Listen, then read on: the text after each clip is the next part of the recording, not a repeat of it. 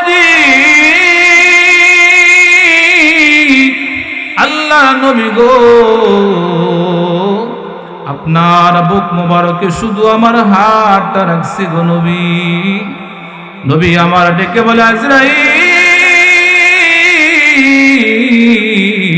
রে, আমার মনে হয় কি জানো রে, আমার মনে হয় উহুদ পাহাড়টা যেন আমার বুকে তুমি রেখে দিয়েছো।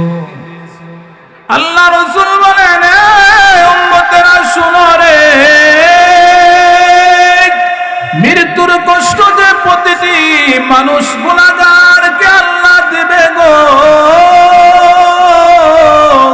আল্লাহর পয়গম্বর বলেন হযরতে ঈসা আলাইহিস সালাম, হযরতে সাম আলাইহিস সালামের কবরের পাশে গিয়া যখন কওমের লোকেরা বলছিল, আল্লাহর নবী গো, পুরাতন একজন মাইয়ের যদি ওগো আল্লাহর নবী ঈসা কবর থেকে যদি উঠে গো, একজন মাইয়ের যদি আপনাকে নবী বলে স্বীকার করে, আমরাও আপনার দাওয়াত গ্রহণ করব গো নবী। আল্লাহর নবী হযরতে ঈসা আলাইহিস সালাম কবরের পাশে গিয়ে কুম বিসমিল্লাহ বললেন, আর বললেন, কবরের ভিতরে কে আছো গো, আল্লাহর হুকুমে দাঁড়াও। কবর থেকে দাঁড়াইলেন আল্লাহর নবী। ঈসা বললেন, মান আনতা মা ইসমুকা, কে তুমি, কি তোমার নাম? হযরতে সাম আলাইহিস সালাম বলেন, আনা সাম ইবনে নূহ, আমি হযরতে নূহ আলাইহিস সালামের ছেলে, আমিও পয়গম্বর সাম। হযরতে ঈসা আলাইহিস সালাম বলেন, ওগো আল্লাহর নবী সাম গো, আপনিও নবী আমিও নবী, আমার পরিচয় আমার জাতি জানতে চাই গো, আমার পরিচয়টা একটু দেন। হযরতে সাম আলাইহিস সালাম বলে, কওমের লোকেরা, আল্লাহর নবী হযরতে ঈসা যে আল্লাহর সত্য নবী রে, তাতে কোনো সন্দেহ নাই গো, আল্লাহর পাঠানো পয়গম্বর যে। আল্লাহর নবী তখন বললেন, সাম গো, আপনি আমার নবুয়তের স্বীকারোক্তি দিলেন গো, কি আপনার জন্য করতে পারি গো সাম?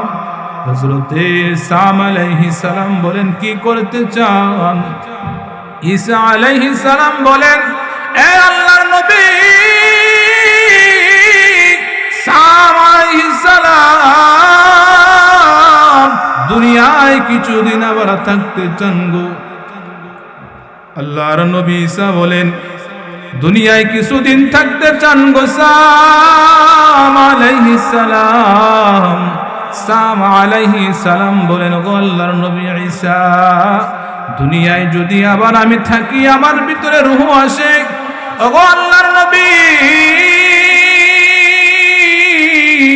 একবার যে আমার রূহ আজরাইল বাহির করছে গো, রূহ যে আমার ভিতর থেকে নিছে, আবার কি আজরাইল আমার রূহ বাহির করবে? হযরত ঈসা আলাইহিস সালাম বলে, হ্যাঁ, রূহ আসলে আবার মালাকুল মউত আজরাইল আবার তোর রূহ নেওয়ার জন্যই আসবে। সাম আলাইহিস সালাম বলে, গো আল্লাহর নবী ঈসা, আজ থেকে নিয়ে 4000 বছর আগে গো আমার রূহ কবজ করা হয়েছিল। মৃত্যুর সময় যে একটা যন্ত্রণার কষ্ট হয়েছে গো, ওই 4000 বছরের যন্ত্রণার কষ্ট এখন পর্যন্ত আমার দেহ থেকে যায় নাই। রব্বে কারীম ডেকে বলেন, বান্দা শুন,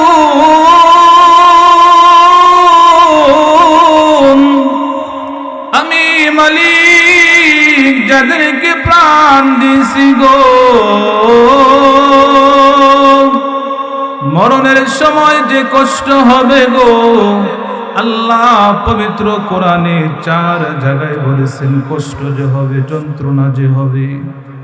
মৃত্যুর কষ্ট থেকে কেউ রেহাই পায় নাই গো, কেউ মৃত্যুর যন্ত্রণা থেকে রেহাই পায় নাই। সাধারণ মুমিন হোক, কাফের বেঈমান হোক না কেন গো, নবী রাসূল পর্যন্ত মৃত্যুর কষ্ট আর মৃত্যুর যন্ত্রণা, নবী রাসূল পর্যন্ত মৃত্যুর কষ্ট আর মৃত্যুর যন্ত্রণা অনুভব করেছেন।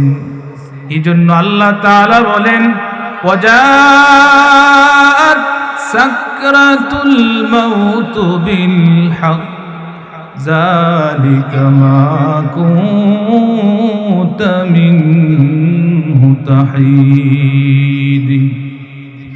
আল্লাহ ডেকে বলেন, এ পৃথিবীর মানুষেরা শোন,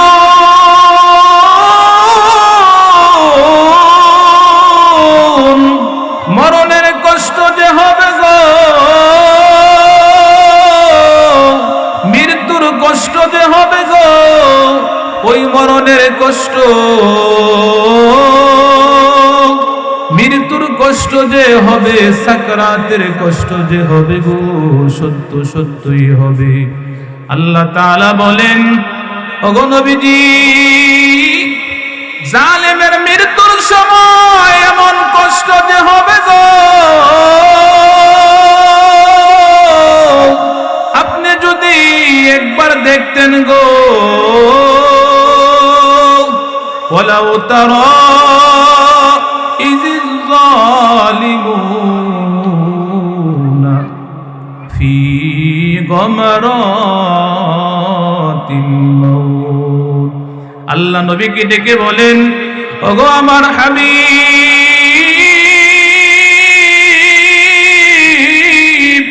জালেমের মৃত্যুর সময় যখন যন্ত্রণা শুরু হবে গো, ওই মৃত্যুর কষ্ট আর যন্ত্রণায় যে জালেম পাপাচার গুনাহগার গো, এমন ছটফট ছটফট করবে গো, ওগো নবীজি, যদি আপনি জালেমের মৃত্যুর সময় যে তারা ছটফট করে আপনি যদি একবার দেখতেন, তাহলে বুঝতেন কত কষ্ট আর কত যন্ত্রণা হয় গো, জালেমের কষ্ট আর মৃত্যুর যন্ত্রণা যে কত কষ্ট হয়। আল্লাহ তাআলা বলেন, বান্দা, নাফরমান গুনাহগার বেঈমানের রূহটা যখন আজরাইল তার ভিতর থেকে টেনে টেনে বাহির করবে গো,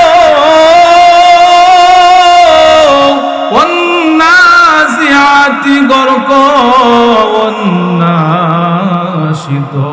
নাশতা, তার ভিতর থেকে তার কলিজা ছিঁড়ে, তার ভিতরের সব ছিঁড়ে যখন তারা কণ্ঠনালীতে নাফরমানের রূহটা বাহির করে নিয়ে আসবে গো, ওই নাফরমান বুঝতে পারবে গো, আর বুঝি দুনিয়ায় আমার থাকা সম্ভব না, আর বুঝি আমি বাঁচতে পারবো না। তার কণ্ঠনালীতে যখন তার রূহটাকে টেনে টেনে বাহির করে আটকায় দেয় গো, ওই নাফরমান বুঝে যে আমার মনে হয় আর দুনিয়ায় বাঁচা সম্ভব না, আর থাকাও সম্ভব না। আল্লাহ তাআলা বলেন, তখন আল্লাহ তাআলা বলেন, কাল্লা ইযা বালাগাতিত তারাকিয়া ওয়া কিলা মান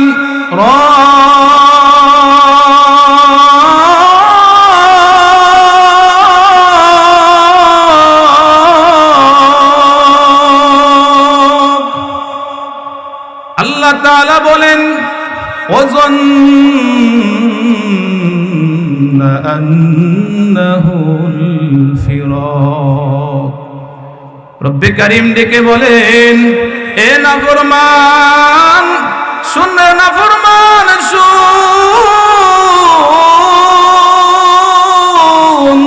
আজকে কি তোকে দুনিয়ার কোন জার ফুক করনেওয়ালা কেউ কি তোকে আজকে ঝাড়ফুঁক করে তোর মৃত্যুর কষ্ট কমাইতে পারবে? কেউ কি আছে তোমাকে আজকে এই মৃত্যুর কষ্ট থেকে বাঁচাইয়া দিবে গো? এ নাফরমান, দুনিয়ার বুকে আমার নাফরমানি করছো, নামাজের সময় মসজিদে যাও নাই, আমার গোলামি করো নাই, আমার বন্ধু নবীর সুন্নত তরিকায় চলো নাই, শয়তানের দোকায় চলছো, নিজের মনের চাহিদা অনুযায়ী চলছো গো। আজকে বুঝো মৃত্যুর যন্ত্রণার কষ্ট, মৃত্যুর যন্ত্রণার কষ্ট কত কষ্ট। এই জন্য আল্লাহ তাআলা বলেন, এ দুনিয়ার মানুষ, আল্লাহ তখন বলবেন ফালাউলা ইযা বালাগাতিল হুলকুম, কেউ আছে তোমাকে আজকে মৃত্যুর কষ্ট থেকে বাঁচাইয়া দিবে? এ কেউ কি আছে তোমাকে আজকে এই কষ্ট যন্ত্রণা আজরাইলের হাত থেকে বাঁচাইতে পারে গো? কে আছে রে এই মালাকুল মউত আজরাইলের হাত থেকে তোমাকে বাঁচায় দিবে? কে আছে? এই জন্য আল্লাহ তাআলা বলেন, দুনিয়ার মানুষ, মরণ থেকে কেউ বাঁচতে পারবে না গো।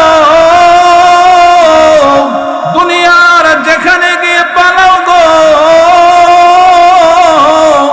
মরণ কিন্তু তোমার সাথে মুলাকাত করবে গো। আল্লাহ বলেন, ফাইন্নাহু মুলাকিকুম, মৃত্যু তোমার সাথে গিয়ে মুলাকাত করবে গো, মৃত্যু তোমার সঙ্গে গিয়ে সাক্ষাৎ করবে রে দুনিয়ার মানুষ।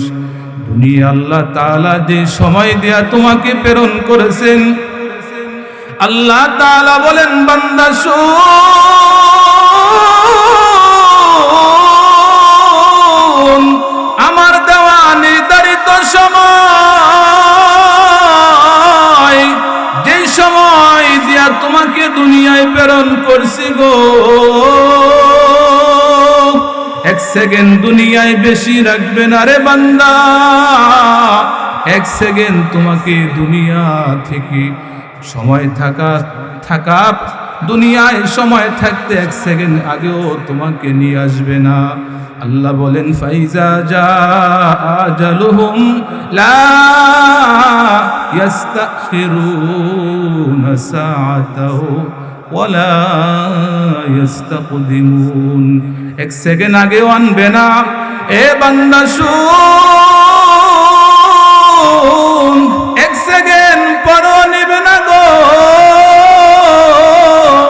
নির্ধারিত সময় মালাকুল মউতের বাহিনী তোমার সামনে তোমার কাছে গিয়ে উপস্থিত হয়ে যাবে। এই জন্য যুবক ভাই, কত যুবক হুন্ডা অ্যাক্সিডেন্ট করে মারা যায় গো,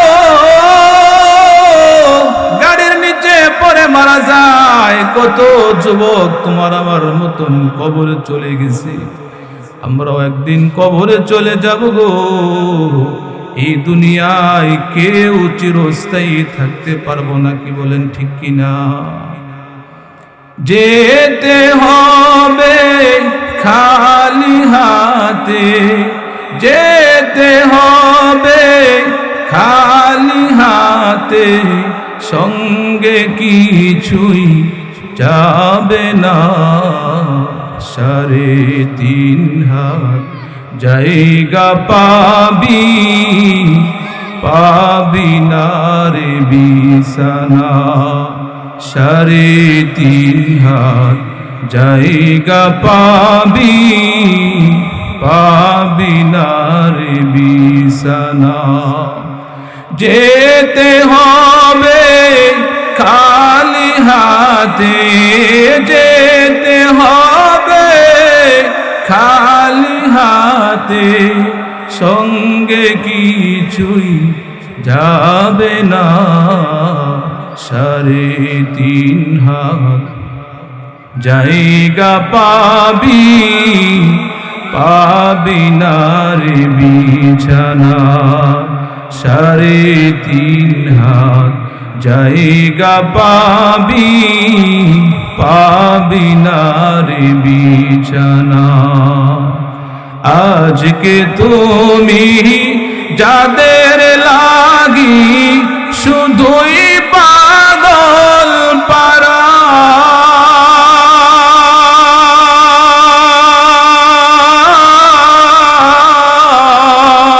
যেতে হবে একা একা কেউ যাবে না তারা আজকে তুমি যাদের লাগি শুধুই পাগল পারা যেতে হবে একা একা কেউ যাবে না তারা ছাড়তে হবে মায়ার বাঁধন ছাড়তে হবে মায়ার বাঁধন সাদের এই বালাখানা 3.5 হাত জায়গা পাবি পাবি না রে বিছানা কি বলেন ঠিক কিনা ক্ষমতার ওই দাপটে দিয়ে বেঁচে থাকা যাবে না 3টা টুকরা সাদা কাপড় 3টা টুকরা সাদা কাপড় এটাই হবে শেষ পাওনা 3.5 হাত জায়গা পাবি পাবি না রে বিছানা যুবক ভাইরা আমার রব্বে কারীম ডেকে বলেন বান্দা কবর এমন এক ঘর যে কবরে সবারই যাইতে হবে কি বলেন ঠিক কিনা আল্লাহ রাসূল বলেন এ উম্মতেরা শুন মৃত্যুর কষ্ট মৃত্যুর যন্ত্রণা প্রতিটি মুমিন পর্যন্ত ভোগ করেছেন আল্লাহর পয়গম্বর যেদিন দুনিয়া থেকে বিদায় হয়ে গো আল্লাহর পয়গম্বর পর্যন্ত মৃত্যুর যন্ত্রণা ভোগ করছে আল্লাহ রাসূল যেই দিন দুনিয়া থেকে চলে যাবেন নবী আলাইহিস সালাতু ওয়াস সালাম আম্মা জান আয়েশা আল্লাহ রাসূলের কাছেই বসা নবী আলাইহিস সালাতু ওয়াস সালাম বারবার একটা পাত্র থেকে পানি নিয়ে মুখ মুছতেছে হযরত আজরাইল আলাইহিস সালাম যখন রাসূলের রূহ মোবারক কবজ করা শুরু বুকে মোবারকে হাত দিলেন নবী আলাইহিস সালাম বলে আজরাইল মৃত্যুর কষ্ট এত যন্ত্রণা আমার বুকে তুমি কি রাখছো আজরাইল বলেন ওগো নবীজি আল্লাহ নবী গো আপনার বুক মোবারকে শুধু আমার হাতটা রাখছি গো নবী নবী আমার ডেকে বলে আজরাইল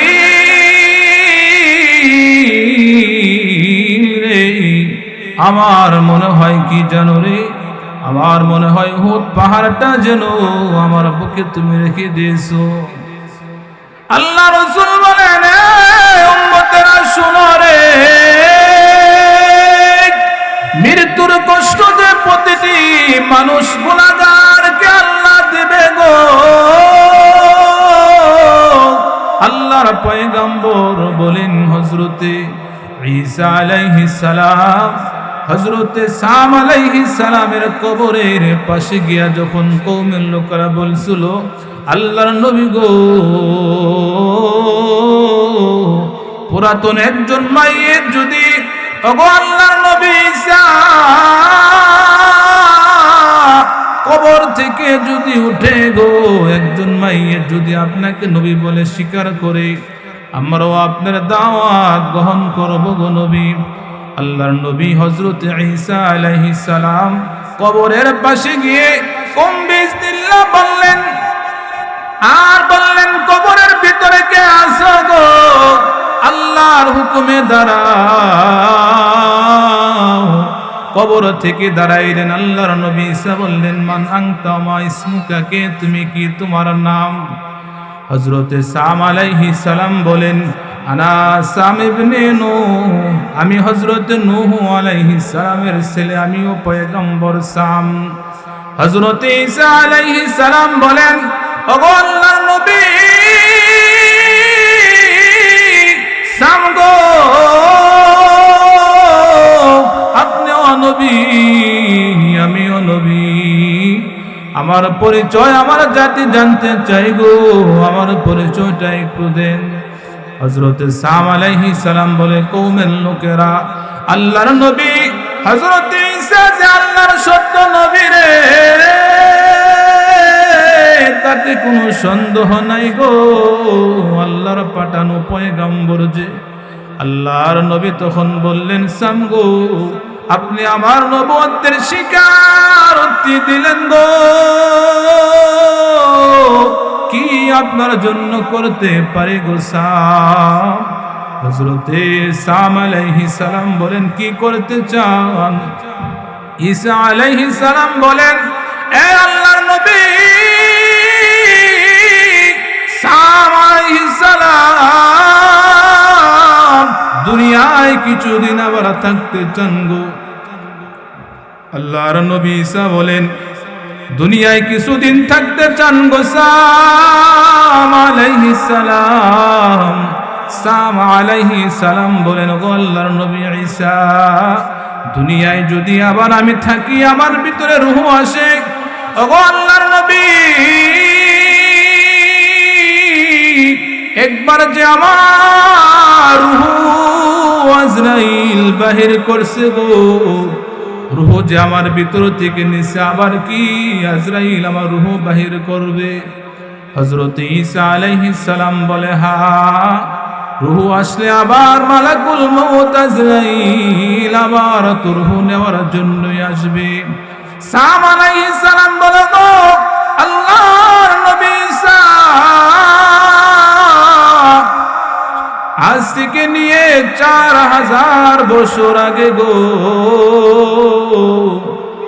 আমার রূহ কবজ করা হয়েছিল। মৃত্যুর সময় যে একটা যন্ত্রণার কষ্ট হয়েছে গো, ওই 4000 বছরের যন্ত্রণার কষ্ট এখন পর্যন্ত আমার দেহ থেকে যায় নাই। আল্লাহর নবী গো, আমি আর দুনিয়ায় থাকতে চাই না। যুবক ভাইরা আমার, এ যুবক ভাই, একজন নবী যদি 4000 বছর মৃত্যুর কষ্ট দেহে অনুভব হয়, তাহলে তোমার আমার কি হবে গো? মৃত্যুর কষ্ট যন্ত্রণা কত কঠিন হবে। এই জন্য আল্লাহর হাবিব বলেন, এ উম্মতেরা শুন, প্রতিদিন তোমাকে কবর ডাকে গো। এ পৃথিবীর মানুষেরা রে, আনা বাইতুল ওয়াহদা, আমি কিন্তু একা থাকার ঘর। আমার কাছে আসার আগে গো চিন্তা ভাবনা কইরা এসো। আমার কাছে আসলে কিন্তু আপন কাউকে পাইবা না। কবর ডাইকা বলে, এ পৃথিবীর মানুষেরা শোনো রে, আনা বাইতুত্তুর, আমি সব বিচ্ছুর ঘর। আনা বাইতুত্তুর, আমি কিন্তু মাটির ঘর গো। আমার কাছে আসলে কিন্তু বিছানা পাইবা না, কাউকে পাইবা না। এই জন্য আল্লাহ রাসূল বলেন, এ পৃথিবীর মানুষেরা, এ আমার উম্মতেরা শুন। আল্লাহ রাসূল বলেন, উম্মতেরা রে, কবর তোমাকে প্রতিদিন ডাকে গো, আর কবর প্রতিদিন তোমাকে ডাকে।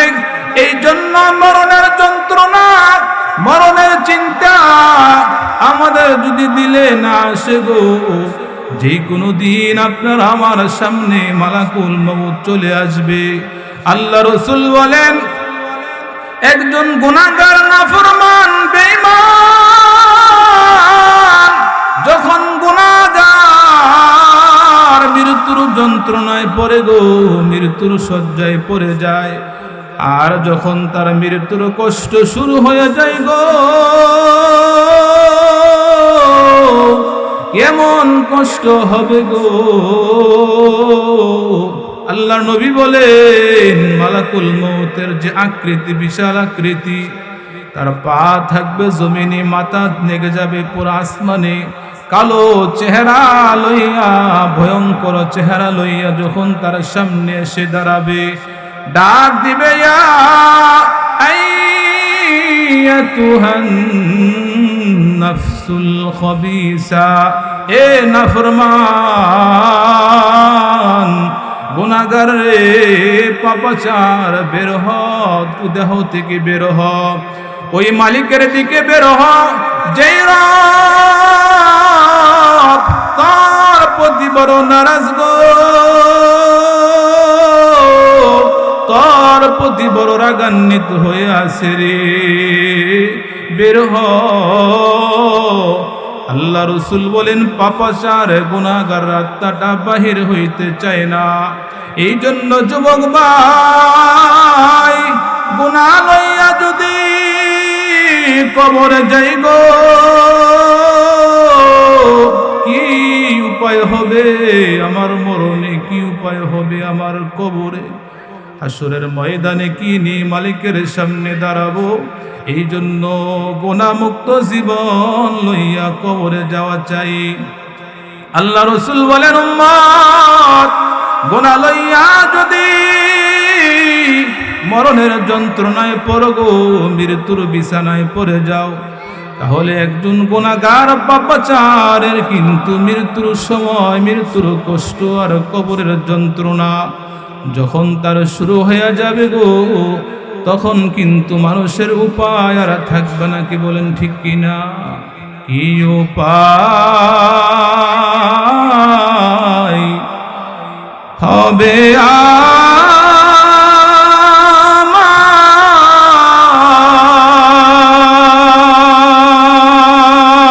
আমার মরণে,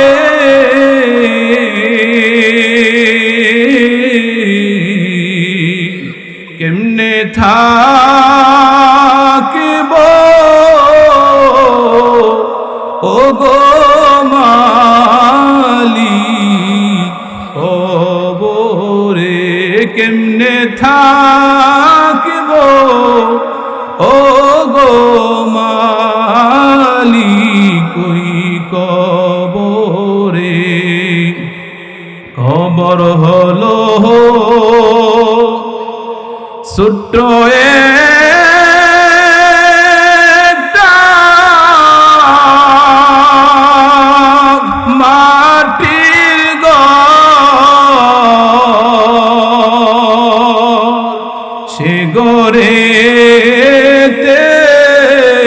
থাকতে হবে তোমার জনম ভর, সে ঘরেতে থাকতে হবে তোমার জীবন ভর। সাপে খাটবে, ঘুর্জ মারবে,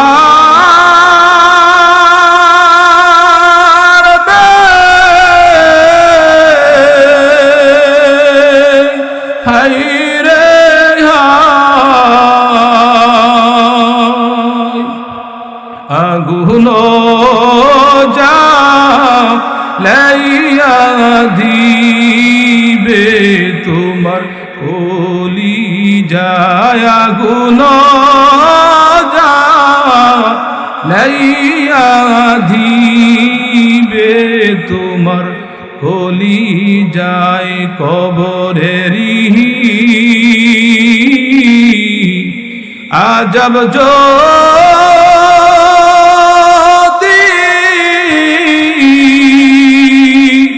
মানুষ দেখিত